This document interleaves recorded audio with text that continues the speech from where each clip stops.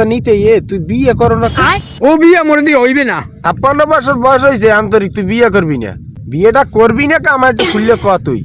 এবারে হন, মোর ঠিক সময় মোর বাপে মোরে বিয়ে করায় নাই। এখন যদি মুই বিয়ে করি আর যদি মোর মাইয়ে বলা হয়, হে হালাল ফালাল মোরে নানা বলাইবে না দাদা বলাইবে, তুই একটু ক। দোস্ত আমি বিয়ে করছি কতদিন আগে, আমার বিয়ে তুই খাও না? আরে আমার মাইয়ে মনে কর বড় হয়ে গেছে, 2-1 বছরের মধ্যে বিয়ে দেওয়া লাগবে। আর তুই দেখ এখন পর্যন্ত বিয়ে করতে পারো না। আসলে তোর গতিটা দেখ, চিন্তা কর তোর অবস্থা কোন পর্যায়ে গেছে। এই জন্যই তো মুই বিয়ে করি নাই, মোর এক পাও গেছে কবরে, এখন বিয়ে করি মোর কি লাভ?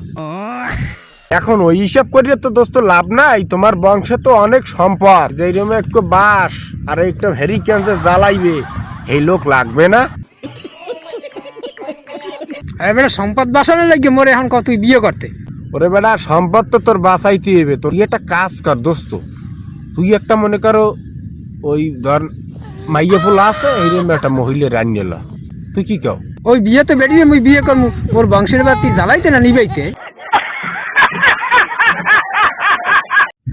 আচ্ছা দোস্ত, তা তোর ওই বিয়ে শাদির কথা কইয়া লাভ নাই, এক লিসে বা ডাকে আনতে পারো না, এই একটা আনিয়া সংসার মাংসার কর, এই এছাড়া আর কোনো গতি দেখিনি আমি। এবার তোর কথাবার্তাই হয় না। লিসে কেউ বউ দেয়?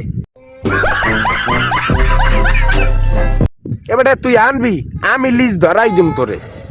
2 বছর 3 বছর লিজে পাওয়া যায় এখন। তুই